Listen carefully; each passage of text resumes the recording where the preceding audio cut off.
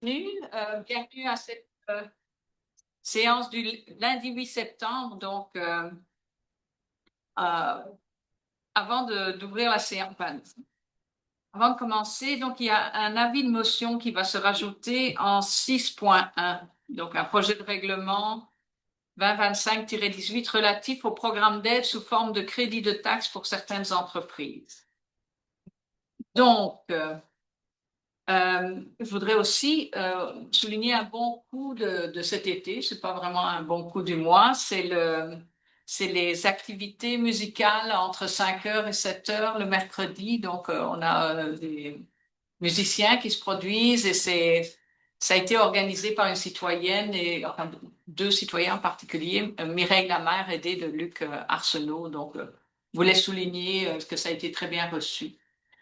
Et puis, j'en ai une autre un peu de dernière minute. Je suis allée à l'inauguration de l'expo à Richemont jeudi. Et comment donc, il y a des murales qui ont été réalisées pour agrémenter les locaux de l'expo. Il y en a une énorme de l'an dernier et cette année, il y en a encore une autre qui se rajoute. C'est dans un projet de proche une dizaine de murales et c'est réalisé par une Denvilloise, Amanda Boucher. Donc, j'étais bien fière. C'est vraiment impressionnant. Si jamais vous avez l'occasion d'aller à l'expo Richemont. Oui, donc la première murale, c'est les champs, c'est les récoltes, et donc les murales de cette année, c'est plus les différentes races d'élevage. C'est vraiment beau. Voilà, c'était les bons coups du mois. Ensuite, adoption de l'ordre du jour.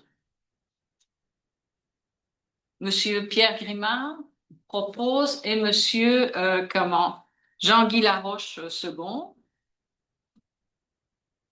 Information des comités.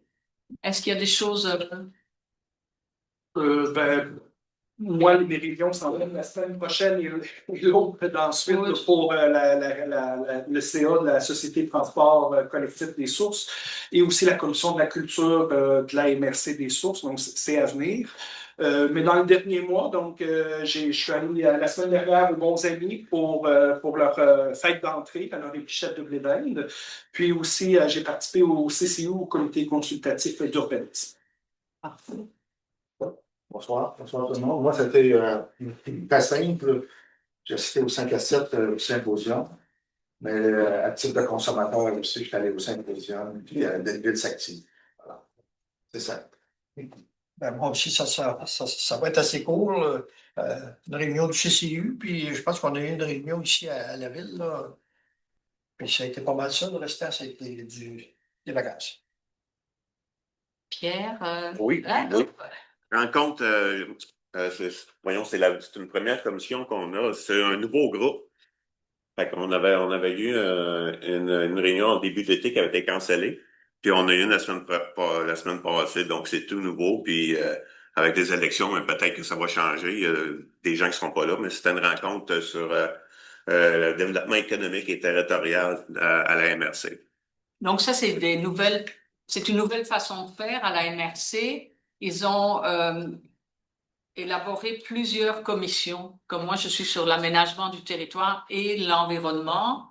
Et donc, ils invitent aussi certains conseillers à participer. Il y a toujours au moins un ou deux conseillers sur chaque commission.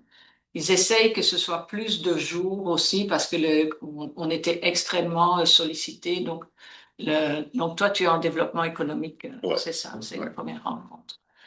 Puis j'ai eu une rencontre avec le service incendie. Il a été question qu'on va embaucher 3 pompiers. On va donner une formation de premier répondant niveau 2 qui va être disponible à tous ceux qui sont là présentement.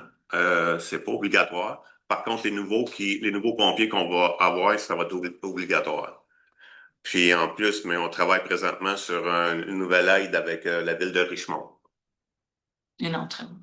C'est un petit mot, comité sécurité publique, un gros dossier chaud dans notre MRC. C'est pas la première fois que j'en parle, mais on travaille encore sur beaucoup de formations au CIUS pour nos problèmes de santé mentale, qui est un énorme problème de notre région, dans notre MRC. Je vais laisser Monsieur Laffaire pour les loisirs. Bonjour tout le monde. Effectivement, il y a le loisir, hein, gros mois au début, fin août, là, début septembre, avec Danville Active, avec le symposium et tout ça. Belle réussite. Félicitations, M. Grimard, pour l'organisation du tournoi de tennis en même temps. Je pense que ça a été fort intéressant. On a travaillé là-dessus ensemble quelque peu. Donc, ça a été un beau moment. Il y a eu la fête des générations. La fête des générations, je pense qu'elle est revenue en force cette année, après une année où on a tenté de jumeler avec une autre fête. Donc, je pense que ça a été fort apprécié, ça aussi. Il y a eu beaucoup de monde. Fait que merci aux gens de se déplacer pour participer à ces événements-là. Oui, on a noté. Oui, tout à fait. Fait que ça a été fort intéressant. On a aussi travaillé sur la préparation, vous avez peut-être vu passer. Il y a eu une relance au niveau du poste de direction générale, donc au niveau des ressources humaines. On vient appuyer aussi cette démarche-là là, pour la prochaine personne qui va occuper ce siège-là, après l'intérim de M. Remy. Donc, ça va un peu dans ce sens-là pour moi au cours du dernier mois. Oui, en passant, Monsieur René, Daniel René est en vacances présentement. Au départ, il devait être en intérim seulement 2 mois, mais comme on a demandé de prolonger, donc il nous a demandé de pouvoir prendre 2 semaines de vacances. Moi, dans mon cas, je suis donc sur la commission de l'aménagement du territoire. Le gouvernement exige qu'on fasse un nouveau schéma pour intégrer les données de changement climatique et puis de développement durable. En fait, il y a des nouvelles orientations qu'il faut intégrer. Dans cette commission sur l'aménagement du territoire, il y a aussi la préoccupation donc de préserver le patrimoine, préserver les milieux naturels, déployer des projets en lien avec l'enjeu du logement. Ça, ce sont des pistes qui ont été identifiées par la MRC. Donc, les démarches qui se font sont orientées par ça. Donc, sinon, on n'a pas eu de rencontre au mois d'août. C'est quand même encore au ralenti. Par contre, au niveau de la MRC, donc la MRC a accordé un contrat à une firme pour évaluer les besoins en développement immobilier pour créer, mettons, des appartements à louer, des choses comme ça, pour chaque municipalité dans la MRC. Donc, ça va pas être une étude globale, c'est vraiment chaque village va être abordé par lui-même, vu que les besoins sont différents d'une municipalité à l'autre. C'était les principales choses qui sont arrivées au mois d'août. Donc, on va passer à l'adoption des procès-verbaux en 4.1. Adoption du procès-verbal du 11 août 2025. Monsieur Nadeau propose et Monsieur Pitre seconde. Parfait. En 5.1, adoption de la liste des comptes à payer et des chèques émis au 8 septembre 2025. Si tu peux me lire le total des... Donc, un total de dépenses à payer de 2 millions 14 000 et 11 sous, comprenant des comptes à payer au montant de 666 797 et 16 sous. Normalement, on dit aussi la rémunération des élus. Rémunération nette des élus, 7 628 et 21. Et les employés aussi. Et rémunération régulière nette, 125 536 et 12. Parfait. Merci. Donc, qui est-ce qui propose? Monsieur Pierre Grimard propose et Monsieur Laroche second. En 5.2, résolution de concordance et de courte échéance relativement à un emprunt par obligation montant de 7 925 000. Donc ça, c'est les emprunts temporaires qui deviennent des emprunts permanents. Et donc, ces montants-là, ça couvre aussi des montants qui vont être subventionnés. Je voulais juste vous le préciser. Donc, Monsieur Nadeau propose et Monsieur Pitre seconde. En 5.3, fonds affectés pour les élections municipales du 2 novembre 2025. Donc, la municipalité, chaque année, doit provisionner les élections qui s'en viennent. Et donc là, on a en fait, on a élaboré un montant, c'est ça, hein, pour... Oui, dans le fond, pour les élections de 2025, un montant de 38 478 a été mis en réserve. Voilà, c'est ça. Donc, c'est simplement pour être capable d'aller le chercher au besoin. Monsieur Richard Lefebvre propose et Monsieur Pierre Grimard second.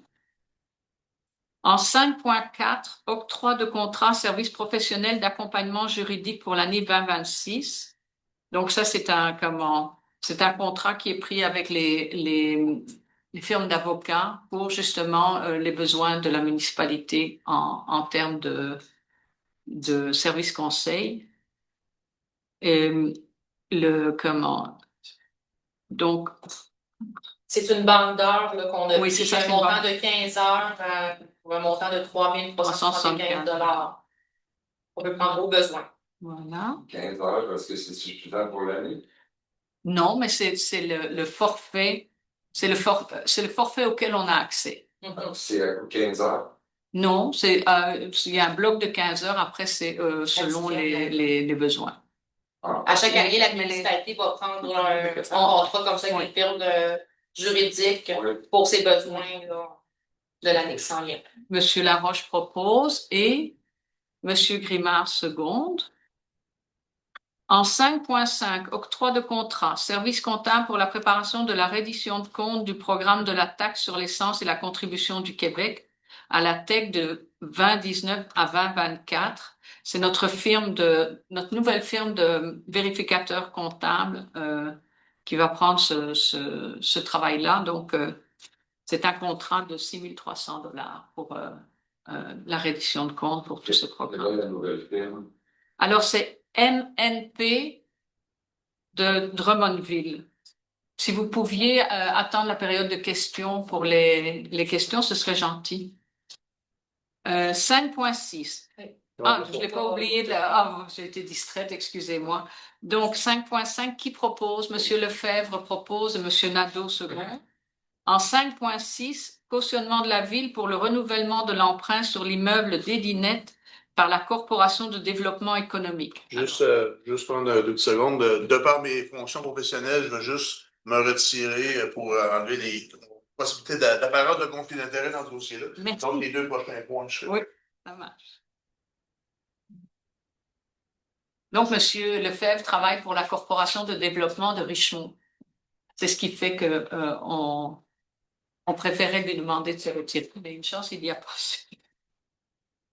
Donc, ce qui arrive, c'est que la Corporation de développement, elle a cautionné l'emprunt qui a permis la construction d'Edinette. Et donc, le renouvellement de l'emprunt, demande le renouvellement du cautionnement. Et normalement, cet emprunt-là continue jusqu'en 2027, date à laquelle Vivaco va racheter va être pleinement propriétaire d'Edinette. Est-ce que c'est vrai? J'ai bien expliqué ça. Parce que quand le corpo veut emprunter pour un édifice ou quelque chose comme ça, il demande toujours le cautionnement de la ville. Parce qu'elle-même n'a pas assez d'argent pour cautionner ses bénéficiaires. Donc, il y avait un renouvellement. Il demande aussi le renouvellement de la caution. Merci des détails. Donc, qui propose? Monsieur Pitre et Monsieur Laroche. En point 6, là, on a l'avis de motion qui s'est rajouté. Donc, l'avis de motion concerne le projet de règlement 2025-18 relatif au programme d'aide sous forme de crédit de taxe pour certaines entreprises. C'est quelque chose qui était déjà disponible, mais il n'y avait aucune résolution qui l'officialisait. Donc, c'est une rectification. Donc. Alors, pour les entreprises, la plupart des entreprises qui agrandissent ou qui se construisent vont avoir un crédit de taxe, mettons en première année 100%, la deuxième 50%, la troisième 25%. C'est pour inciter au développement économique. Qui propose? Monsieur Pitre propose et Monsieur Grimard second. Ah, c'est bon. Excusez-moi. Et Oui.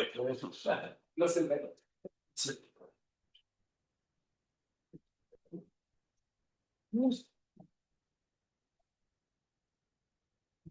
En point 7, approbation de la lettre d'entente, directeur du service de sécurité incendie. Donc, nous avons un directeur incendie qui a été embauché par intérim, puis finalement par intérim au départ.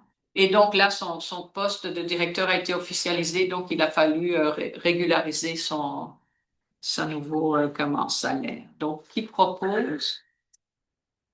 Monsieur Lefebvre propose et Monsieur Nadeau seconde. Et nous arrivons à la période de questions. Donc, je vous inviterai à vous nommer et à poser une question. Donc, allez-y. Bonjour, mon nom est Hugo Beaulieu, 298, route 255. Bonjour, Madame la Présidente, Messieurs les conseillers.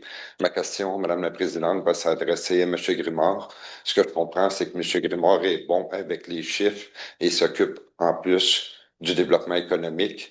Ma question est, comment est-ce possible, lorsqu'on est bon avec les chiffres et qu'on s'occupe du développement économique, qu'on puisse laisser passer dans une résolution, dans la résolution 20 0311, le considérant économique. Le considérant dit, considérant que le projet n'aura aucun impact économique sur la municipalité de Danville.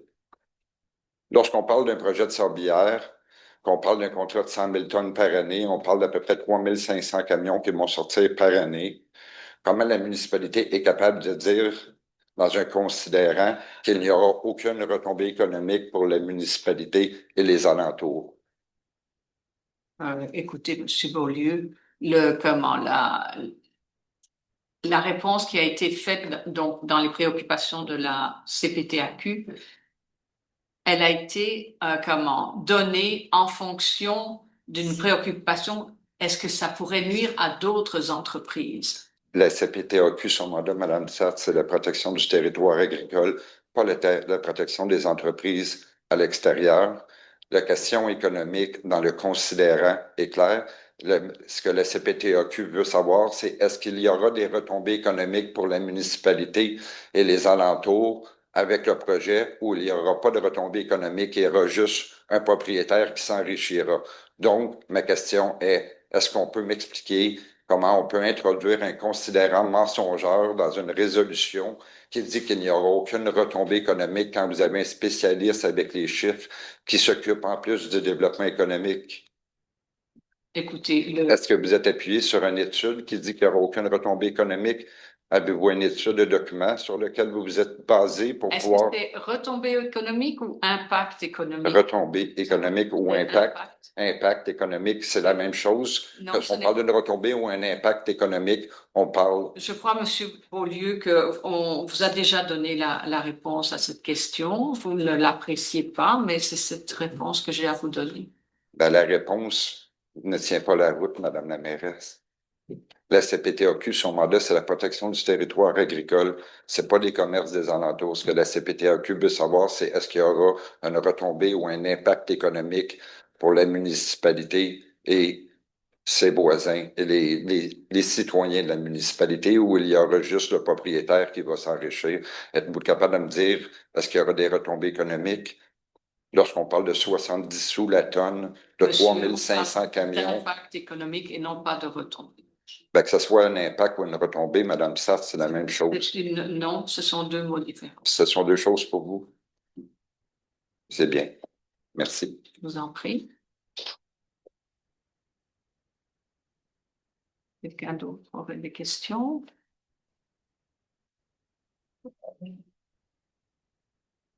Ricky Boucher, 149, route 255 à Danville. Peux-tu expliquer un peu de détail 5.6? Si je comprends bien, tu dis que Edinet va être vendu à Viveco, c'est ça? En fait, la corporation de développement,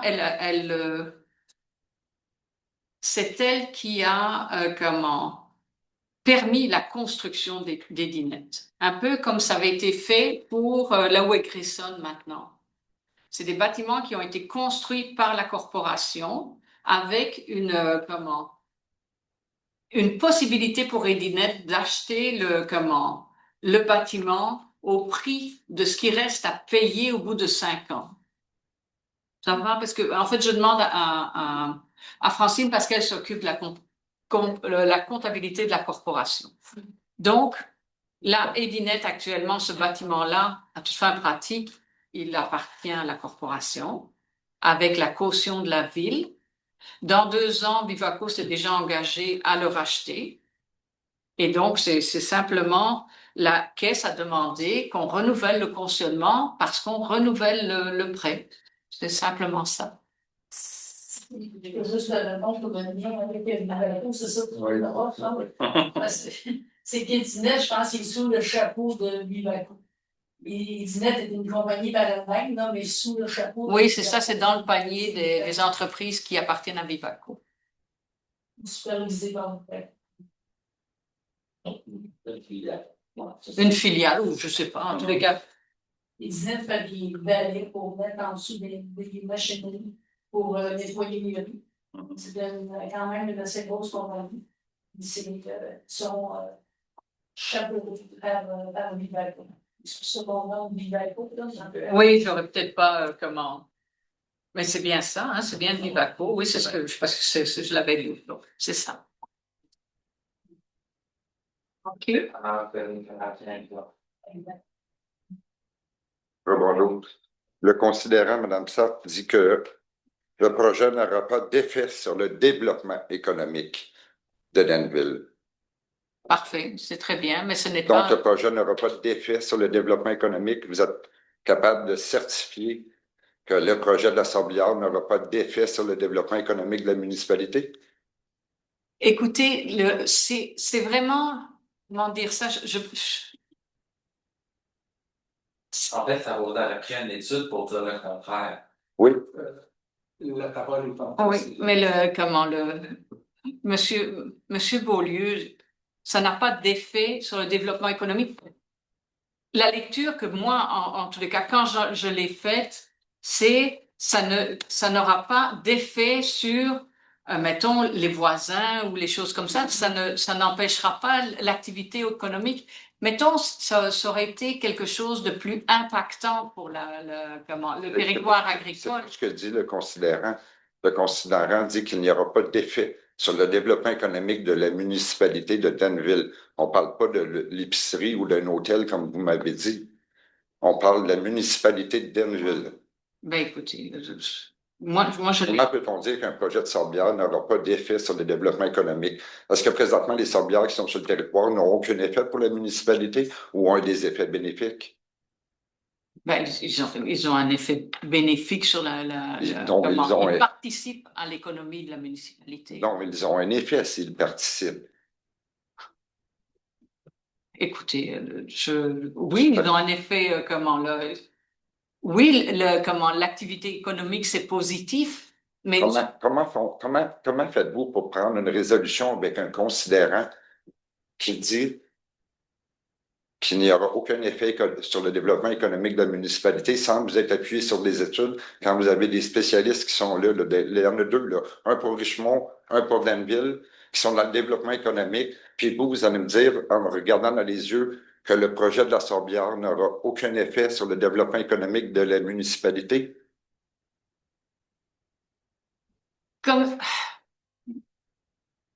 C'est l'angle sous lequel on lisait cette condition. C'est pas l'angle, à vous à l'interpréter. Elle est très bien écrite dans la LPTAQ, dans la Loi de la protection du territoire agricole. C'est pas. Si vous me permettez, je pense qu'il y a un match de ping-pong. On peut peut-être arrêter le débat, parce que c'est pas lieu d'avoir un débat. On a bien entendu votre question, votre préoccupation et tout ça. Madame la mairesse y a répondu. Lorsque je suis venu au dernier conseil, j'ai posé des questions à votre directeur général par intérim. Il m'a dit d'envoyer des lettres. Je lui ai rappelé que j'avais envoyé une lettre le 20 juin, que je n'avais pas eu de réponse. Cette semaine, j'ai eu une réponse comme quoi que j'avais eu toutes les réponses, puis qu'on ne m'en donnerait pas plus. Donc, ça reste que c'est sans réponse. La municipalité a beau dire qu'on a donné toutes les réponses, s'il n'y a aucune réponse de donner. Ce que je suis en train de dire, c'est que présentement, il y a un débat là, oui. qui est en train d'être fait. Il y a plusieurs débats. C'est une période de questions. Oui. Vous avez posé votre question. Oui. On vous a entendu, Madame la mairesse. Tu m'entends avoir une réponse à une Vous question? vous a répondu à plusieurs reprises. Certainement, c'est peut-être pas la réponse que vous souhaitez entendre, mais elle vous a répondu. Fait que moi, je pense que je mettrai fin à cet échange. Elle vous a répondu. On a entendu votre préoccupation. On n'entrera pas dans le débat. Vous êtes conseiller, vous n'êtes pas le directeur présentement.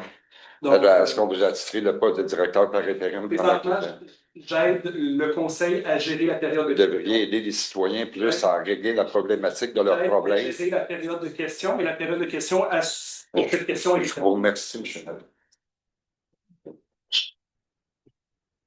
Est-ce que j'ai d'autres questions?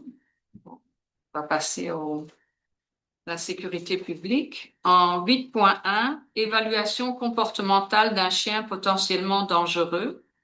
Alors, même si on confie la gestion des chiens errants et des animaux à la SPA de Victoriaville, quand il y a un accident comme il y a eu, donc, et qu'un chien a besoin d'être évalué, c'est la ville qui en définitive est responsable. Donc, là, c'est justement une résolution qui permet l'évaluation de ce chien. Donc, qui propose? Monsieur Jean-Guy Laroche propose et Monsieur Grimard seconde. En 8.2, on a une demande d'autorisation opération coup de cœur 2025. Donc ça, c'est pour avoir les feux clignotants et pour voir comment solliciter les dons pour l'activité coup de cœur. C'est ça. Donc, Monsieur Pitre propose et Monsieur Lefebvre seconde. En 8.3, manifestation d'intérêt pour la formation de premiers répondants. Ben, comme on vous a expliqué tout à l'heure, la formation pour premiers répondants va être optionnelle pour les pompiers en poste et obligatoire pour les nouveaux. Et donc, par cette résolution, donc on manifeste notre intérêt pour cette formation-là. Donc, qui propose? Monsieur Pierre Grimard propose et Monsieur Laroche second. Au niveau des travaux publics, adjudication du contrat pour la réfection du chemin des Canadiens. Donc, s'il peut peut-être... Oui, en fait, ça, c'est l'octroi de contrat là, pour la réfection du chemin des Canadiens, lequel on avait reçu une grosse subvention là, de la part de la ministre des Transports, Mme Geneviève Guilbeault. Elle est d'ailleurs venue faire une annonce ici là, pour un 2,4 millions pour réparer ce chemin-là. Donc, le contrat est adjugé à Groupe Colas, anciennement Cintra, pour un montant de 1 588 205 $29, donc beaucoup en deçà de la subvention qu'on a reçue, fait que c'est une très bonne nouvelle. Est-ce que le chemin va être asphalté? Le chemin Pinacle va être asphalté, mais pas le chemin des Canadiens. Non, le chemin des Canadiens ne sera pas. Ce qui fait que c'est coûteux, c'est parce qu'il y a énormément de ponceaux sur ce chemin-là. Donc, c'est beaucoup plus complexe qu'avant. Dès lors qu'un ponceau a une certaine taille, tu sais, en tous les cas. S'il y a de l'argent en subvention pour un peu d'asphalte. Parce que quand vous allez quand on vous accorde une subvention, c'est en fonction de travaux X et pour le chemin en terre, c'était déjà c'était évalué 2,4 millions. Là, c'est beaucoup moins. À mon avis, c'est parce que c'est Cintra qui a pris le contrat, qui est juste à côté, donc il est beaucoup plus compétitif que les autres. Mais asphalter à 2 kilomètres de chemin, à mon avis, on dépasse de loin le 2,4 millions. Je propose la période de questions. On va le faire. Je propose. Merci, Monsieur Nadeau. On propose. Et ce qui seconde? Monsieur Lefebvre. OK. Ensuite, en 9.2, utilisation des revenus reportés des redevances de carrière de sablière et octroi de contrat pour les travaux de réfection du chemin Pinacle. Donc, le chemin Pinacle, il y avait une partie une côte qui avait été, je crois, désasphaltée ou en tous les cas qui devait être asphaltée. Et donc, cette partie-là donc, va être asphaltée en utilisant des redevances de carrière sablière. Donc, qui propose? Monsieur Laroche propose et Monsieur Grimard second. Ensuite, là, c'est un dossier qu'on ferme enfin. Là, c'est en 9.3, un décompte progressif numéro 4. Les travaux de réfection de l'égout pluvial de la rue du Carmel. Vous vous souvenez peut-être qu'en 22, il y a eu un gros trou qui s'est formé à la limite de la rue du Carmel. Puis, c'est l'entreprise Cité Construction. Il y a eu ça a pris du temps pour que les derniers détails soient réglés et donc finalement ils peuvent récupérer. Il y a toujours de l'argent bloqué avant de finaliser un contrat, s'assurer qu'ils ont bien fait les choses dans les règles. Donc là, on libère le dernier 34 000 pour les travaux de réfection de l'égout pluvial. Monsieur Pitre propose et Monsieur Lefebvre second. En 9.4, il y a autorisation de paiement de la facture à Frontenac pour location d'équipements spécialisés pour l'installation du pont roulant au garage municipal. Donc ça, c'est un 9 500 avant taxe. Monsieur Laroche propose et Monsieur Nadeau seconde. Décompte progressif, c'est aussi un décompte final pour la réfection de la structure de chaussée chemin Saint-Félix de Kingsey. Eux, c'était Sablière de Warwick qui avait fait les travaux. Il restait 24 328 à payer. Monsieur Grimard propose et Monsieur Lefebvre seconde. Et décompte progressif numéro 11, construction du garage municipal à Briard. C'est pour un montant de 197 011 $. Monsieur Pitre propose et Monsieur Nadeau seconde. Et il y a des sommes qui sont retenues actuellement par la municipalité parce que il y a des travaux qui ne sont pas, il y a des sous-traitants qui ne sont pas payés dans ce dossier-là. Donc il y a des soucis entre Abriard et ses ingénieurs. Donc c'est ce qui justifie un peu en grande partie les retards pour la livraison du garage qui aurait dû être livré au mois de juin. Donc c'est pour ça que le montant est de cet ordre-là. Est-ce que ça a été adopté? Oui, OK, oui, ça marche. Aménagement, urbanisme et développement. Rapport émission de permis pour le mois d'août 2025. Alors, pour le mois d'août 2025, il y a eu 14 permis d'émis pour un montant total de 538 500 $. Il y a une maison là-dedans, puis le reste, c'est des petites rénovations à gauche et à droite. Donc, qui propose? Ah, ben, c'est une information, hein, ça. OK. Ensuite, Jean-Guy, tu vas nous expliquer ça. Dérogation mineure sur le lot 4 077 594. C'est au il y avait 97. Il y avait l'émission de permis. On le fait. On l'a fait. OK. 97 rue Nicolette, la marge de recul. OK. C'est une dérogation mineure au 97 rue Nicolette, le lot 4 077 594. Ça, c'est le point La Forêt et Nicolette. Vous voyez? Oui, c'est ça. La demande a pour but de régulariser une situation existante, bâtiment accessoire, garage, et ne respecte pas la marge de recul avant de 7,5 mètres stipulée au règlement de zonage en vigueur lors de l'implantation en 2006. Demande par l'ancien propriétaire Stéphane Hamel, Sophie Lestier. C'est un garage détaché. La raison, c'est pour la vente de propriété. La demande pour faire accepter que le garage détaché puisse demeurer à son endroit actuel. Celui est situé au coin de Nicolette et puis La Forêt. La Forêt. Le Forêt, pardon. Forêt. Alors, c'est ça. En fait, il y a un décalage, je crois. Ouais, d'un côté, c'est 6 pouces, de l'autre côté, c'est 6 pouces. C'est juste pour Ça vient souvent quand ils ont numérisé le cadastre. Il y a des petites différences. Alors, le comité. Oui, c'est ça. Le comité, lui, accepte la dérogation. Alors, qui propose? Monsieur Nadeau et Monsieur Pitre, secondé par Monsieur Pitre. Ensuite, on a une autre demande. C'est en 11.4, c'est pour un plan d'implantation. Donc, je vais poursuivre. Donc, oui. pour le 77 rue Water, ici dans le village. Je vais y aller dans des mots tout simplement. Donc, cette maison-là est nouvellement intégrée dans un secteur. La Rue-Boiteux fait maintenant partie d'un plan d'intégration architecturale, un PIIA, en fonction des derniers renouvellements des plans d'urbanisme qu'on a fait dans la dernière année.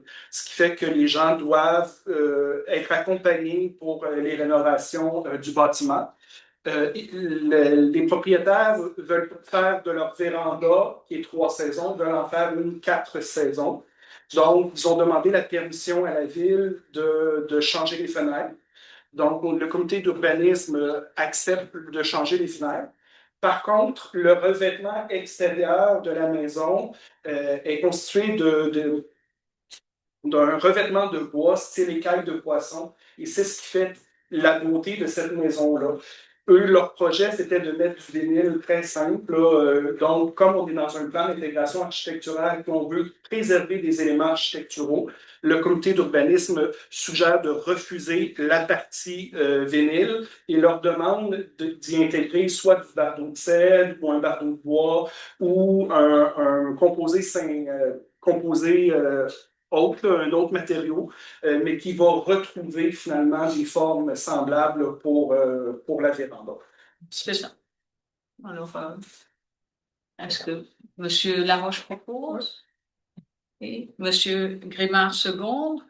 Et on a une autre demande d'implantation et d'intégration au chemin Laroche, peut-être. Oui, je poursuis. Donc, au 89 rue Laroche, donc c'est dans le secteur du cimetière de Val-des-Sources, de l'autre côté là, de Denville. Donc, c'est une maison style bungalow qui a déjà un garage, quand même un assez grand garage qui est attaché. Il nous demande la permission, en fait, d'y faire une maison bigénérationnelle. Donc, agrandir la maison de l'autre côté du garage pour qu'il y ait quelqu'un d'autre, une autre famille, si on peut dire, dans la même famille, là, qui est liée par les liens du sang là, à cette famille-là. Donc, c'est un agrandissement de la maison pour en faire une bigénérationnelle. Nos règlements le permettent de facto et tout ça. Donc, c'est le comité consultatif d'urbanisme le suggère également, favorise cette demande. Okay. Monsieur Lefebvre propose et Monsieur Laroche seconde. En 11.5, demande financière de l'OMH des sources pour bâtiments accessoires. Donc ici, nous avons une OMH, un office, près de Monseigneur Thibault, et il y a une demande pour avoir comme un garage pour les triporteurs. Et donc, je ne sais pas le montant exact, mais la participation de la ville serait de $5,000. Donc,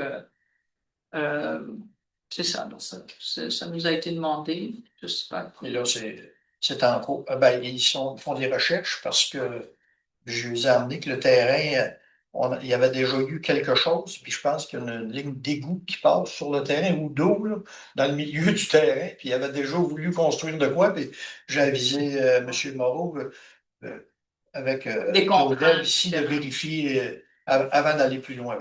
Parfait. Donc, j'appuie, je propose. D'accord, merci M. Nadeau. Puis, qui seconde? M. Laroche, parfait. Adhésion à Copernic et nomination de la représentante. Donc, Copernic, c'est un organisme qui s'occupe de la gestion des bassins versants. Donc, la municipalité c'est les bassins versants de la rivière Nicolette, excusez-moi, je n'ai pas été assez précis. Et donc, on demande chaque année qui va représenter la municipalité au renouvellement de mandat. Donc, notre inspectrice municipale va représenter la municipalité auprès de cet organisme-là. Qui est-ce qui propose? Monsieur Lefebvre propose et Monsieur Pitre seconde. Ensuite, entente relative à la constitution de la régie intermunicipale de l'énergie des sources. En fait, la région, donc toutes les municipalités de la région ont travaillé depuis plusieurs mois sur un modèle de régie pour administrer d'éventuels projets, soit de solaire, soit éolien, dans la région. Et comme le gouvernement dans ces appels d'offres, exigent qu'il y ait un partage des profits avec les communautés locales, en tous les cas. Donc, il y a une régie qui est après se constituer. C'est indépendant de la MRC. OK? C'est une entité indépendante.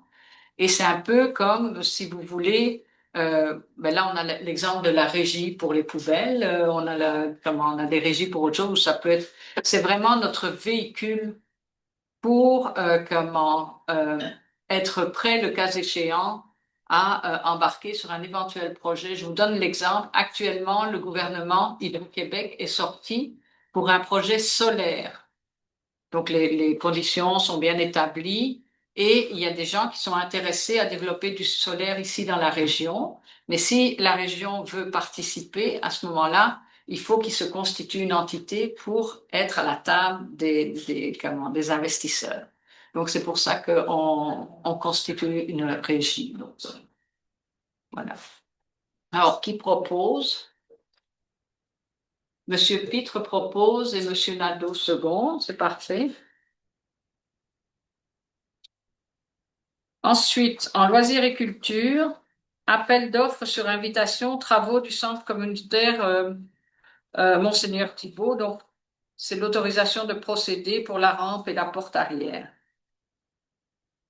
Monsieur Lefebvre propose et Monsieur Nadeau seconde.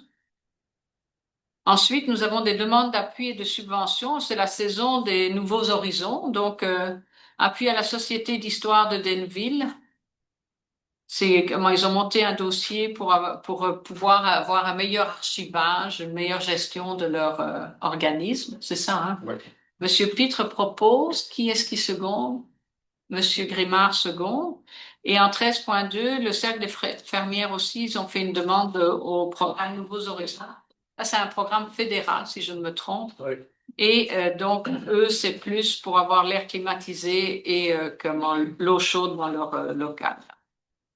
Et aussi un défibrillateur, j'allais l'oublier. Voilà, c'est. Monsieur Nadeau propose et Monsieur Lefebvre seconde. En Varia, il n'y avait rien. Donc, en 15, communiqué et correspondance, avais-tu des choses significatives en correspondance? Non, parfait.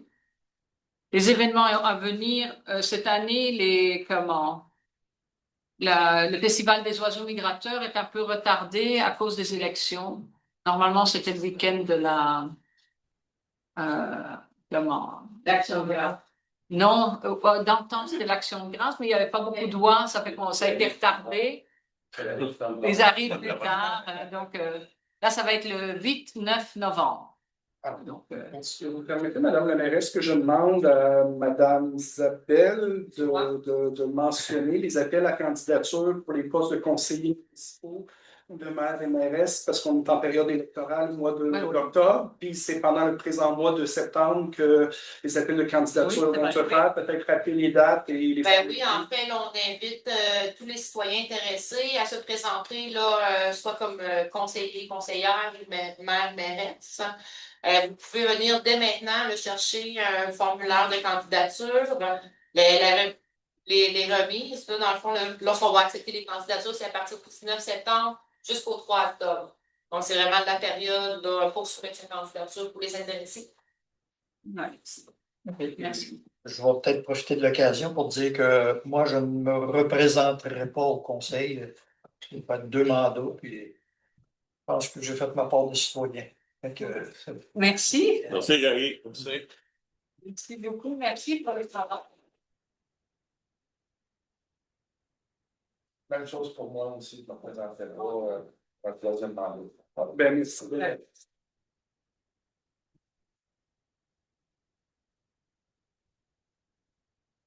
Voilà, donc on Comment? On avait fait la rencontre. Voilà. Si jamais il y a d'autres questions,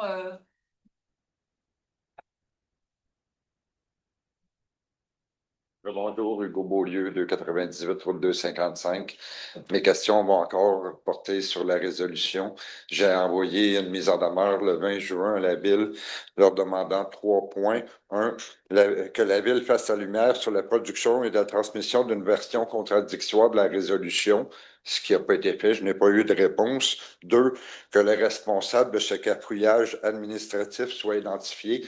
Je sais que monsieur le directeur qui n'est pas ici me dit que ce n'est pas un cafouillage administratif, mais lorsqu'il y a une décision, une résolution prise par le Conseil et qu'il y en a une copie erronée qui est envoyée à un tribunal administratif et que ce tribunal se sert de cette copie erronée pour rendre une décision, on appelle ça un cafouillage administratif. Donc, ma question est, comment a pu se produire ce cafouillage administratif et qui a pu envoyer une résolution qui n'était pas la vraie résolution, erronée ou falsifiée à la CPTAQ? Et ma troisième question qui est restée sans réponse, et qu'un engagement formel soit pris par la municipalité pour s'assurer que plus aucun citoyen vive la même situation que moi et qu'une résolution erronée ou frauduleuse soit déposée dans un organisme et qui serve à rendre une décision.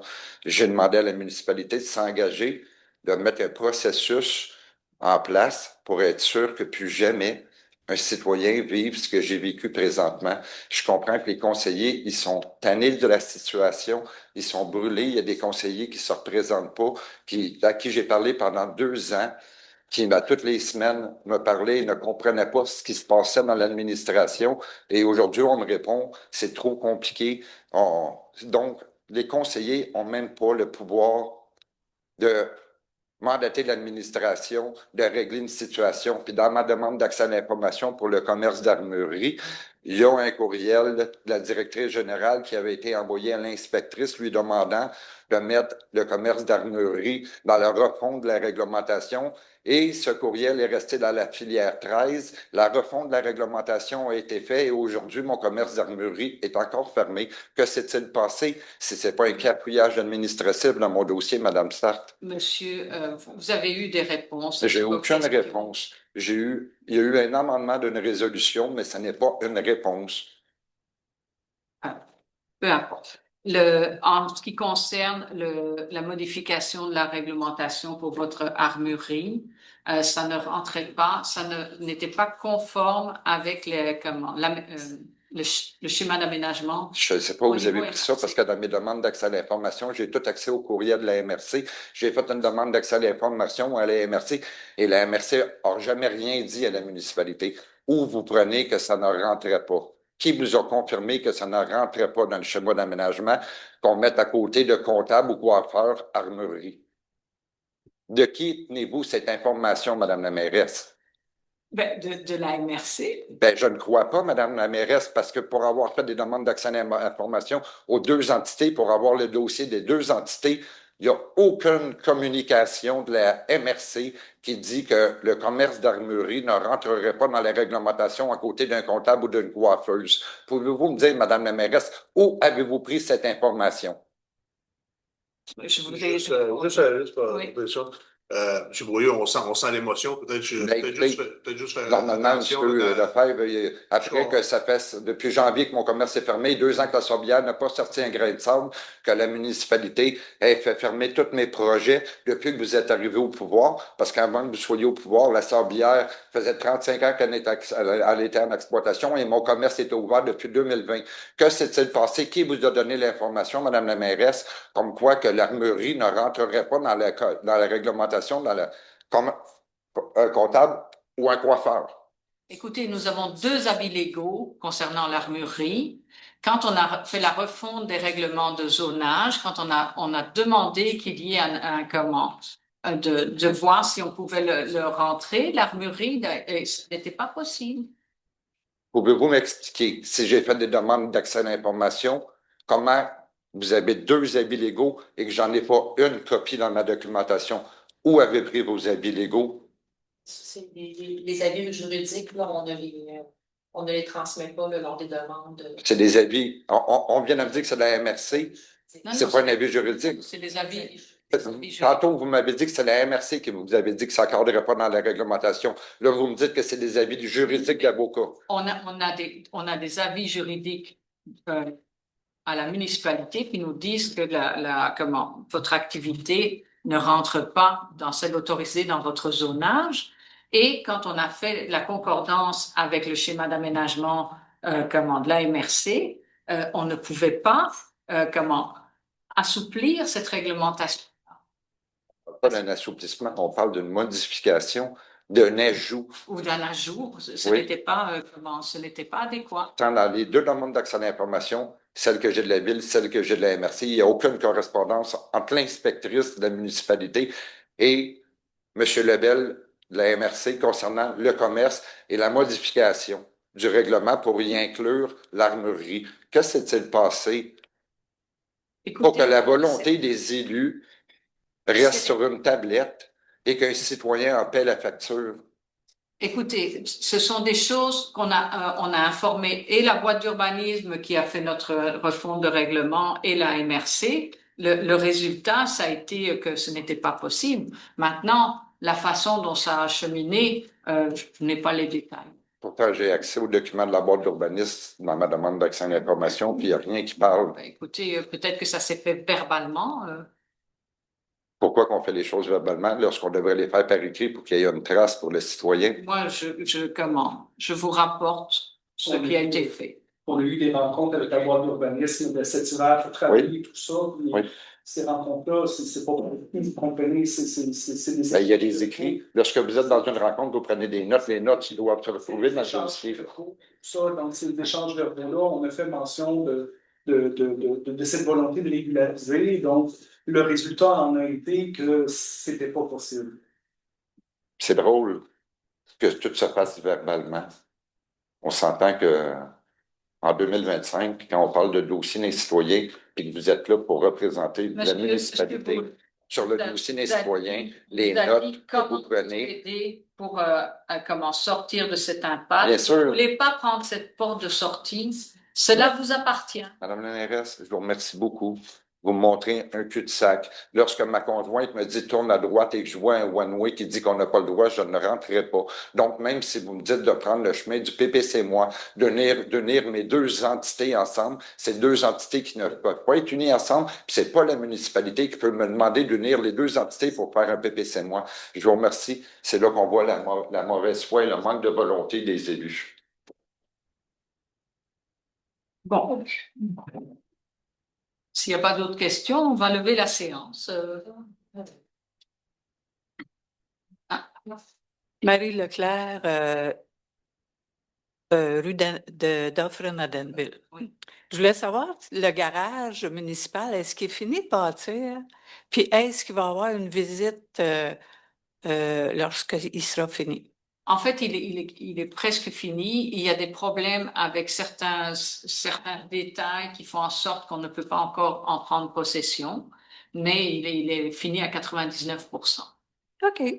Merci. Et oui, je souhaite qu'on ait une visite, mais là, vu tout le retard que ça a pris, la visite ira peut-être après la saison hivernale parce que ils vont devoir transférer quand même assez tard dans la saison. Donc, à mon avis, les visites vont être au printemps prochain. Puis pourquoi il y a autant de retard? Il y a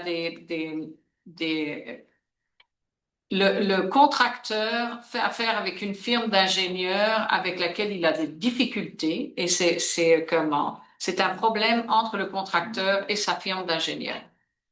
OK. Mais nous, vous savez, un entrepreneur, il va nous livrer le garage quand il va être fini, tant que c'est son chantier, là. Ça veut dire que les travailleurs n'ont pas accès au garage tant que c'est pas fini et puis bien reconnu par ceux qui sont là pour superviser le chantier. Une fois que tout va être coché comme étant livré, là, ils vont pouvoir. OK. Oui. Voilà.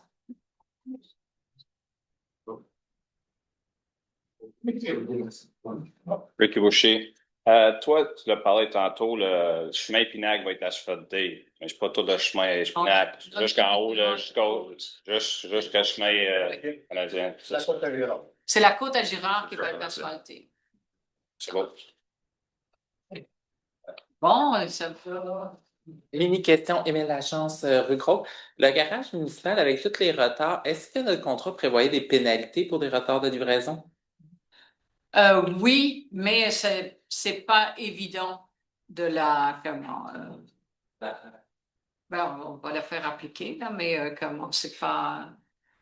On s'est plus préoccupé qu'il y ait parce qu'il y a des façons de faire qui ont été faites de telle sorte que ce qu'on veut à tout prix éviter, c'est de la surfacturation. Parce que, bon, ils prennent un chemin qui n'est pas nécessairement le chemin qui avait été donné par l'architecte. Et donc, nous, notre préoccupation actuellement, c'est beaucoup plus de payer selon le cahier des charges. Et ça, c'est notre priorité dans ce cas-ci. Voilà. Bon, pourtant, il y a une couple de conseils, on nous a dit qu'on était en train de récupérer les sous justement à cause des retards. Ah non, si j'ai dit ça. On a retenu des sous. On retient des paiements, oui. Ce que j'ai compris, c'est que dû au retard de la municipalité. Retenez des sommes, oui. Non, les retards engendraient des revenus pour la municipalité. Ah, non, je ne pense pas avoir dit ça. Non. C'est des retenues. C'est des retenues. Des revenus. C'est des retenues, pas des revenus. C'est plus ça, voilà. Bien, je vous remercie. Il n'y a aucune pénalité prévue dans le contrat s'il y avait des retards. Il y a des pénalités monétaires. Non, ce que Mme la mairesse a dit, c'est qu'il y en a. Oui. On va pouvoir les appliquer, mais ça risque d'être compliqué, mais il y en a de prévus. Oui. S'ils sont marqués dans le contrat, pourquoi c'est compliqué, ça? Il y en a. Écoutez, je ne connais pas assez le dossier dans le détail, vu que c'est un dossier en cours pour pouvoir donner plus d'informations là-dessus. Voilà. Bon. Merci. Je lève la sangle.